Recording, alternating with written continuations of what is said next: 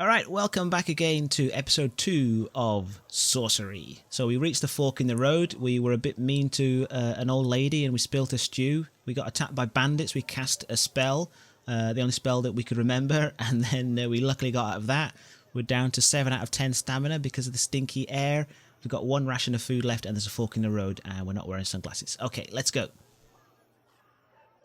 The road splits around the base of a gigantic tree but does not rejoin on the other side. The left path winds down into a valley and the right rises up a slope towards the first thick forest of the hills. Okay, we've still got the crows here, by the way, both in the game and in the real life. Let's look left. You pause to consider the lower route. There is a river there and the path follows the left bank. It is a safer route, secluded and protected, but the curve of the landscape would mean you were almost backtracking. Okay. It's hard to see much further up the hill. The forest is sudden and thick, and the path narrow. It may be hard going in that direction, but the hills will involve a lot of climbing eventually, and you may get a decent view of the next leg from the top of the ridge. You are about to make your choice when you hear a faint cry from somewhere close at hand. I'm not going to ignore faint cries. You look around, then finally up into the branches of a tree. A pair of wizened, calloused feet are dangling down over your head, about to drop on you, perhaps. Who's there? You call. The voice cries again, a little more boldly this time. Up here! Help! Help! I can't get down! It's the voice of a feeble, wiry old man. Stepping back a little, you can see him clearly, as thin as sticks and dressed in dirty rags. Ooh, dirty old man in the tree. Let's see now. I was mean to an old lady before and it didn't work out too well for me. He said he can't get down. Help him down? Swinging yourself onto the lowest branch of the tree, you reach up and grab the old man by the waist. He is as light as a leaf, and within a moment you have lifted him to the ground. Thanks for that, he remarks, brushing himself down and almost knocking himself over in the process. I was just starting to get a bit, perturbed, but I'm on the safe now. He seems remarkably confident, considering that the slightest stumble might break him into bits. Well, I'm going to be nice to this old man. I'm not going to ask what I get in return. What will you do now? Keep going for Ireland, he says. That's where I set off from. A while back now. You wouldn't believe the story if I told you. Suffice to say, though, if I know my eyes from eyes, you'd be heading out to Mamampang, and you better be smarter than I was. And here. He presses a page into your hand. It is a page torn from a spell book. Yes. This might be of some use to you. I found this, just found it. Mind, don't go asking how, but it's no good to me anymore. Okay, I'm going to take that. You take the page and put it in your backpack. The man falls quiet and squats down on the ground. With his jabbering done, you hear a buzzing sound from high up in the tree. A beehive. I'm not going to climb up and investigate a bee. Am I? Didn't one of the spells require beeswax? Okay, well, let's take chances. We've only just started the game. Let's take a chance. Leaving the old man sighing with gratitude on the ground, you climb up through the branches of the tall tree. The beehive. The beehive hangs like a ripe fruit from the very highest branch. A huge number of bees dance in and out in a swarm. Let's see.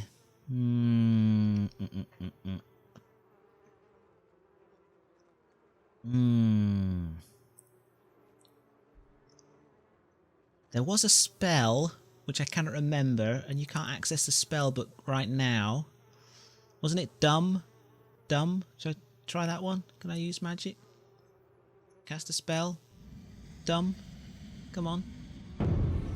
Dumb, right? Yes? No, there's no use. Oh, poopy.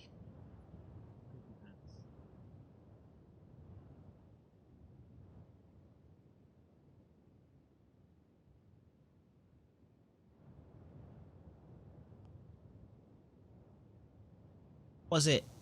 Well, it's easy for you to say. You could just rewind the video and look at the spell book. There was another one that was non-intelligent animals, something or other.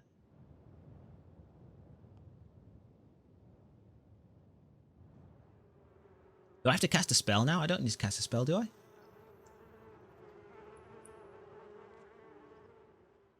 Oh, I still have to cast a spell. Okay, hold on a minute. Hold on. Can I get back to the spell book here then? Oh, I can. Look. Excellent. Dumb, you see. It was dumb. Makes creatures extremely okay, that wouldn't have worked. That's not the one I was thinking of. Force field, wall, law. Okay. Casting the spell, a non-intelligent attacking creature. They're not attacking me, so that wouldn't work, I don't think, would it? Stop, Raz. Can't do that one.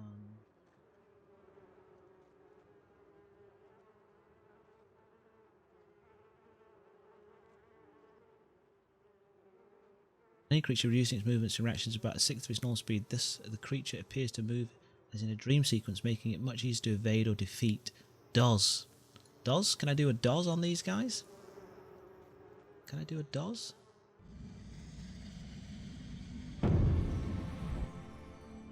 D and a Z. Got an O? Yeah.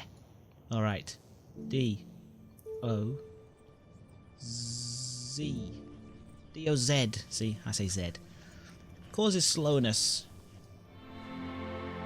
You cast a spell over the bees, slowing their buzzing wings. The effect is unexpected. The bees begin to fall out of the sky. It seems without buzzing at high speed, they cannot stay afloat. The spell has also affected the old man. Uh-oh. He begins to snore right where he is. With the swarm cleared, you are able to climb the tree and open the hive, removing a succulent honeycomb and a nice ball of beeswax. You stash your finds in your pack. The light is fading. It's time to move on. Oh! The man cries, suddenly waking up at once. Do you want to hear me riddle? I heard it from the Elvins. Oh, good grief. Go on then. You gesture with a hand. Go on then. See him see him though he sees you not, a stinging beast in a box not left. To guard a key it is his lot, to jail a witch of luck bereft. It is nonsense, clearly. You nod once, then you turn your attention to the path ahead. I'm guessing that that's not nonsense and I need to remember that, so yeah, you remember it. You remember it, and then you can scream at me when the time comes. Okay, the high path. Let's go to the high path. The high route seems the most secure. In a valley, you can be easily observed from above and led astray, but out in the hills, you can go whichever way you choose. Of course, when night falls, it may be cold and exposed up on the slopes, but no matter. This journey was never destined to be easy. You begin the climb, letting the old man's jabbering fade quickly away.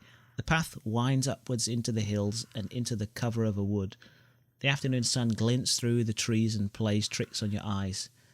Every so often you catch a glimpse of some strange-shaped animal or other watching you, only to find that it is the silhouette of branches and leaves caught at an odd angle. After an hour's walk, you are starting to feel very slightly hungry, but you might be wise to save your provisions. Well, I only have one provision, so yeah, let's eat that. You clamber up to the top of a low stone dolmen, then sit and pull out the sugary honeycomb and eat. Oh, okay, I can eat that while admiring the view down the hillside through a break in the trees. You feel better for your rest. Okay, nice.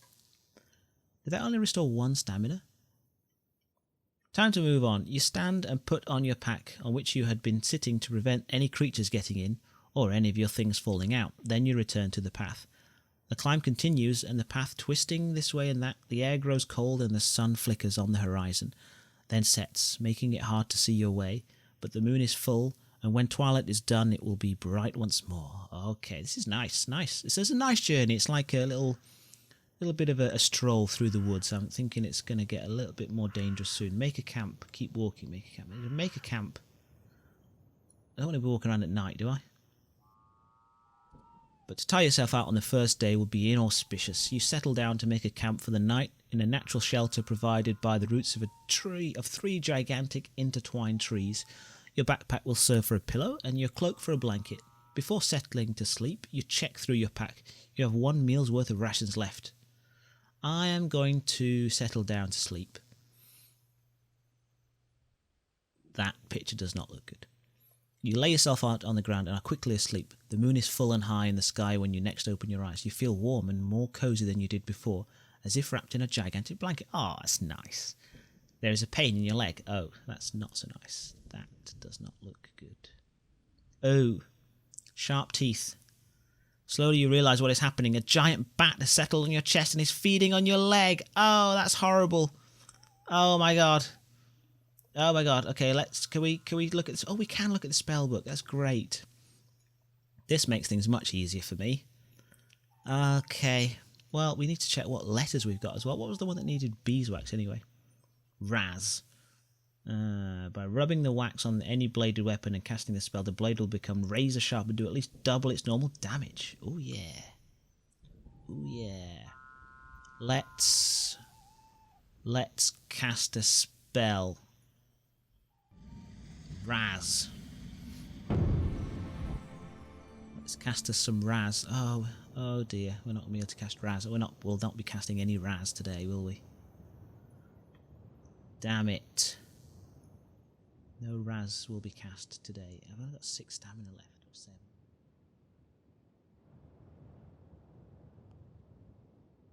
What else we've got in the way of suitable spells for this situation? Okay. Makes creatures extremely clumsy. Alright, well, we can do that one, I think. I did see some lowercase m's down there, so let's see what we got. Can we do a dumb? Please let me do a dumb. Please let me be able to do a dumb. Please. No.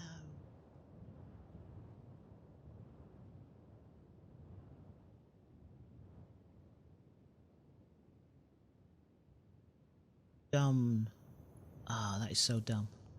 Okay, let's see what else we got in the way of spells.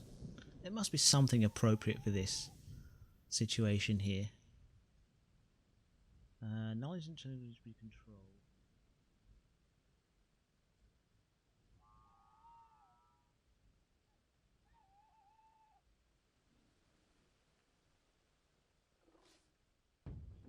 Oh, what did I do? Oh no, I decided to attack the bat. Oh no.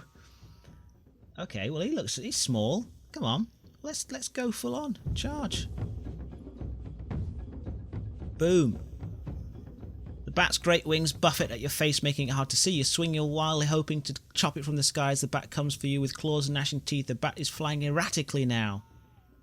How are we doing? That's the steam thing is in the way. Get out of the way, steam thing. Okay. Let's see. I'm gonna cut again. I'm gonna go for it again. All right. Got him again. Another chance follows, pushing off the tree behind you, thrust forward. The bat falls to the ground and the light in its eyes goes dark. No stamina lost. Flawless fighting. Oh, that was good. Even though I faffed about with the spellbook for a bit. Okay. The bat is dead. You toss its carcass back into the woods. And now, truly exhausted, you lie back. Oh, can I sleep now, please? Gain some stamina. Once again, the crown fills your dreams, only now it is instead of being hidden away in Mampang Fortress by the Archmage, you see it on the head of the burly villager from Cantopani. Anyone can wear the crown, he declares to you, but wearing the crown you are no longer just anyone. And then he points a finger at you that seem to crackle with energy, and you find yourself drawn towards him, commanded to do his bidding. The woman from the inn is beside you. She spits at you when you look at her. Suddenly you are surrounded by angry bees. You are walking towards a crack in the ground. It seems sure to swallow you whole. You stumble at its edge, about to fall. Then what? And then did I wake up? Okay, looks like I've woken up again. Well, the next morning. How's my chest doing from that bat? The second day of your journey begins in the morning cool. Still halfway between sleeping and waking, you feel the presence of your spirit, the fox, close nearby. Its form has changed since you left Analand, just as you have changed, but it is still running beside you. In the temple, they taught you that a prayer to your spirit should heal disease, lift curses, even save you from certain death, but the spirits are not generous and decline to help often. You can ask for the spirit's aid using the pray button. Okay. Can we pray? The fox is cunning and always has a scheme. He is a great burglar and dines well off those around him who never seem to see him come or go. A prayer to your spirit will heal you. Oh, I knew there'd be a but. But after a prayer, your spirit will not hear you again for some time. Okay, I'm not going to pray for healing. I'm only down 2 stamina, so... But I am down half of it, aren't I, total? It dropped half because of this stink. No, I'm not going to pray yet. Walk on. Trot on. You can feel yourself getting accustomed to the fetid air of these hills. You have now ascended several hundred feet and can expect to make excellent progress before the end of the day. As you crest the brow of a hill, you see something that makes you stop tracks. To your left is a clearing, and in the clearing are several poles planted firmly in the ground, and atop each pole is a oh, that's gross. But I'm going to look anyway. The heads are of all kinds of ages. Some are recently fixed while others have decayed, and some are nothing but skulls and hair. There are human heads, goblin heads, and one or two heads of creatures you do not recognise. All have sewn up eyes and mouths. Ooh. A large X painted on a rock nearby is obviously intended as a warning not to venture any further. But ahead the road forks left and right, and you cannot be sure which path you are warned not to take. Well, that's bad signposting. The right-hand path continues to climb, and the left-hand path winds down the side of the hill. Okay, well, I'm thinking they don't want me to go up. They would rather I didn't go up their mountain, I'm guessing. And since most people like me are trying to go up, then they don't want us to go there, and those people whose heads are on the spikes try to go up, just like I'm doing, and it didn't end well for them. So I think I'm going to have to go take the left path. I'm going to take the left path. Yeah, I'm going to take the left path. That looks like a dodgy cave in there as well. I'm going to take the left path. Must be safe, right? You make your way down a steep wooded slope. After half an hour you hear the gurgling of a stream, and then quite suddenly you emerge from the trees to the edge of a fast-flowing river. Fording would be impossible, but luckily someone has built a bridge. Ah, it's nice. Test it first. The bridge is made from 2 stout ropes, with thinner strings hanging from them and boards tied to the strings. You test the ropes and notice that the left one feels weak. That doesn't mean the bridge is necessarily a trap, although it might be, but it does mean that if this bridge collapses, the left side will fall away first. There is a spell for that. Pretty sure I remember seeing a spell for that. Something about traps, right? Right? Invisible metal shield. Now that's not useful. That's not useful. That's not useful. So for a person fighting, jig. I've got a bamboo flute, goblin's tooth. Yob, giant's tooth, vial of glue. This spell is to be used in perilous situations when information about the safest way of escape is desired. The caster will receive a psychic inclination towards one route. Okay, well that's not what that was the one I was thinking of, but I don't think that's appropriate, is it? Oh dear. By casting this spell, the caster can create an illusion of treasure. Oh. Protects the caster from most magic. Requires a pebble. The spell is useful if the caster is caught in a pit trap or falls from a considerable height. Okay. FAL, if things go wrong. Dim, that was pretty what I was thinking of. Dumb and dim. Okay. Foul is probably what I'm going to have to try out.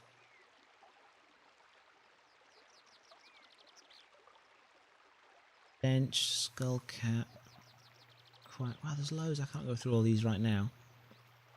I'm going to rely on foul if things go south. Now cross, because I said I wasn't going to go up the hill, so I've got to cross. You begin to make your way carefully across, but at the halfway mark the boards start to creak and come loose, and then one of the ropes holding the bridge up unlashes itself completely, and you're plunging into the water. Race for the other bank. Try to fall well. No, let's just try to fall well. You grab one of the ropes to help you slow your fall, and half scrambling, half tumbling, you are dumped into the water without too much injury. You splash through the water to the other side and come up dripping. You're in one piece, but your food is soaked through and ruined. And there is no turning back. Something moves in the bushes nearby. Oh, that is just amazing. Let's ignore it. I think just a rabbit. I'm sure it's just a rabbit. It's probably just, or at the worst, a family of rabbits. A family of slightly annoyed rabbits. That's the worst it could possibly be, I'm sure. Shaking yourself dry, you start walking again. Okay, where are we? Yeah, here I am. Okay. Follow the path. As you descend, you pass a clearing which would make for a good place to rest, but without any more provisions, you need to reach a town as soon as possible. Yeah, I do. This place is too open anyway. It isn't safe. You walk on through the long grass. Okay, I don't like the sound of that long grass. What was that? You continue along the trail. The undergrowth around you gets thicker with dense shrubs that snag at your legs as you pass. Suddenly there's a cracking sound beneath your feet. Branches on something else. Jump clear. You leap ahead just in time as a pitfall caves in beneath you. You look back to see a gaping hole which you would have fallen into. Now, keep moving. You keep moving with your when your foot hits something else. There is a gentlest of clicks. Oh, come on. This is ridiculous. What kind of path is this? Gentlest of clicks. Jump clear or step back or duck. Okay, don't think, feel. Gentlest, there was a pit. Duck. Duck. You drop to your knees as 3 saplings snap upright in front of you. Each is fitted with sharpened stakes. You have but a moment to see. They are red with dried blood before a middle spike connects directly with your neck. Ah! Your head will soon join the others on the posts you have just passed. Oh, come on. No. Your head will be put on a spike. Your adventure is at an end. Ah, that is too bad. Ah, I guess this is the end. For me. No decision is permanent. Tap the rewind button at any time if you want to scroll back and try a different path. Interesting. How does that work then? Should we... Well, I didn't want to try a different path. I was happy to go that way. I just should have, stepped backwards instead. So what do you do? Okay. Shrubs? Do you wish to rewind the story back to low shrubs? Yes, I do wish to do that. Okay, keep going. Walk along the grass. Through the field. Suddenly there's a cracking sound beneath your feet, branches or something else. Jump clear. You leap ahead just in time as a pitfall caves beneath you. Look back, see a gaping hole which to fall into. Look at the pit. You pause to look at the pit. It's 3 meters deep, quite a trap, but then again, so is the one moving underneath your feet right now. There's a gentlest of clicks. Jump clear. You jump forwards as 3... Forwards? No! No! I have to rewind again. Come on. Come on, man. Step back, for God's sake. Step back. Okay. I'm not going to do this too much. I think it spoils the game a bit if you keep doing that. Okay, we're going to jump clear. Look at the pit. Step back. You step back, narrowly avoiding the impact as 3 saplings, each set with sharpened stakes, snap up right in front of your course. In stepping back, you fall into the pit behind. You drop some 3 meters in. There's no way you can actually get out of this unscathed, is there? You drop 3 meters into the ground and everything goes black. Excellent. Excellent. Captured. That is wonderful. I have been captured by the head spikers. You slowly regain consciousness. There is a stinging pain in your hands and feet and something is wrong with your head. Okay, is it still on my shoulders? Close nearby, some kind of crazed parrot is making an irritating noise. I can relate to that. Check my head for injuries, look around, lie still and listen. Check for injuries. Then move to check your head for bruises, but find your arms cannot move. The numbness in your hands is loss of blood. You are tied and bound. Your captors, seeing your struggle, race over to surround you. One prods you with the base of his spear. Judging by what they wear around their necks, they are headhunters. Oh, those headhunters. Taking the high-powered people from accounts department to work in a different office. Talk to them. Cast a spell. Wait. Okay. Can I cast a spell if I can't move my arms? How can I cast a spell if I can't move my arms? Let's talk to them first. Let me go, you murmur through thick lips, or I will burn your homes to the ground. The men around you leap and jabber, but there's no reason to believe they understand your words. Can I cast a spell? Okay. We got an H. We're on for hot. We are on for hot. Yes! Hot. H-O-T. Bam. You attempt to weave a spell, but... Right, of course, with your hands bound behind your back, you cannot cast it. You still suffer the effects of casting. You collapse back onto the floor of the hut. There is nothing you can do but wait. Time passes. An hour or so passes, during which you are left alone. Then suddenly the little men return and lift you up onto their shoulders. You are carried swiftly into the centre of the headhunter settlement. There is much commotion, and several natives rush off to fill a large pot with water. That is never good, to be heated over a fire. Meanwhile, you are thrown into a bamboo cage, hands tied and guarded by a strong warrior.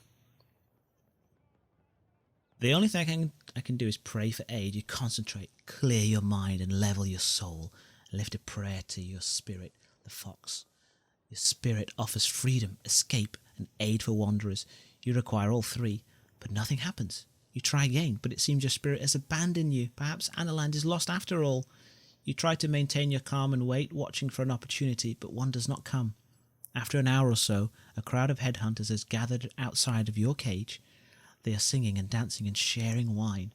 The water in the pot is bubbling loudly. Two of the hunters approach your cage. Well, I'm not going to fight a whole village of headhunters, am I? So I don't think there's any point in doing that. Wait. Okay, that picture doesn't look good either. You wait as the two headhunters haul you out of the cage and bustle you towards the pot. Okay, so is this have I just delayed the inevitable here? All is lost. Ah, damn it. Then it happens. Dark clouds rumble in low over the camp. When they are directly overhead, they release a torrential downpour, dousing the fire. Oh, yes. The headhunters run around trying to cover the flame. And for a moment, they drop you, and the water collecting in the floor loosens your bindings. The rain is causing confusion in the village. The headhunters are running for shelter. Oh. Okay. Well, I've still got all my gold. I've got no ration. Okay, run is the woods. Run. You have no time to waste. You run and keep running until you are deep in the woods, but also hopelessly lost. Still, you have your hide, and you are now on your own. You have called in your spirit's help, and while the powers above are giving, they are not generous, and they will not help you again for some time. Well, I needed that help, though. You come to a stop in a field of long grass almost over your head, but which way will you go? There is no time to get your bearings. Oh, I don't have my spell book. Oh, okay. I don't think there's any time to get it, though, anyway. Uphill has served me downhill has served me well before. Uphill. You race around the curve of the hill, crashing through a thin line of trees until you are quite sure you have not been followed. But where are you now? I have no idea. Where am I now? Where am I? I can't see myself. Okay, there I am. Right. Okay, what's this? Follow the hillside. Follow the hillside. Up here. Here we go. Alright, we're following the hillside. Path climbs up again. The path climbs again up. It's too much excitement. The path climbs again up a low hill covered over with thick bushes and shrubs that snag at your clothing. Halfway up, you hear a sound. Twigs breaking. Oh, that is never good. More traps. Okay, freeze.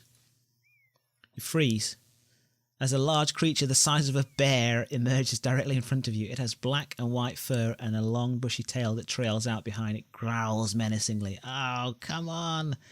I just need some food. Attack. I've got nothing. I've got no sword. Oh, I'm going to try and edge around it. Oh, God.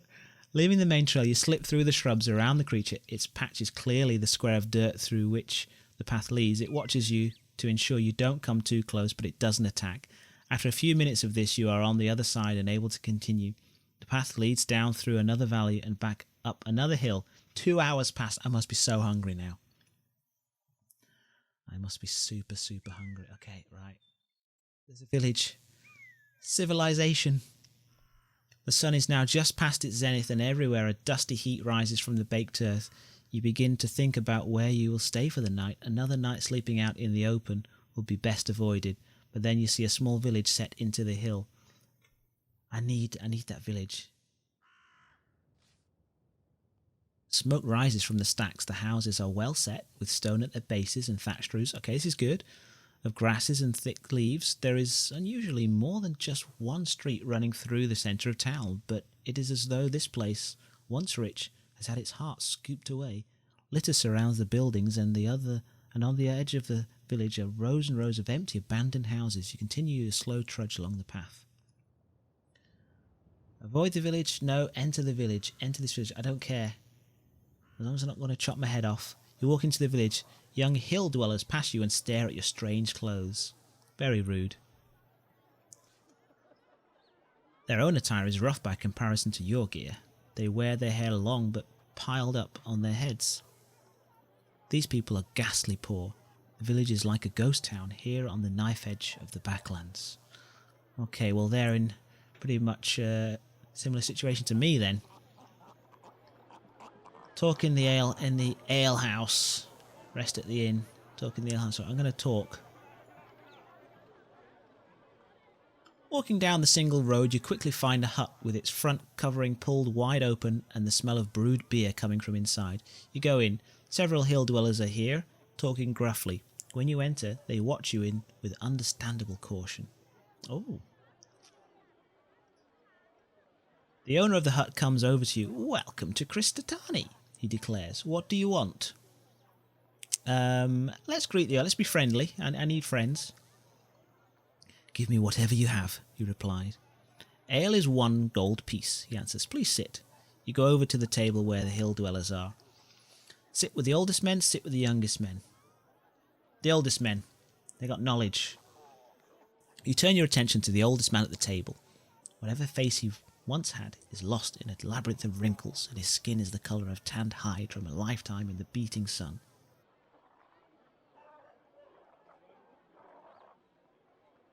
Greetings, old man. He raises his mug in salute. Stranger. His face is gravelly, like the dusty dirt that lines the streets of his town. Where are you from? You smell of vegetable stock. I guess I do. I come from Analand, he nods.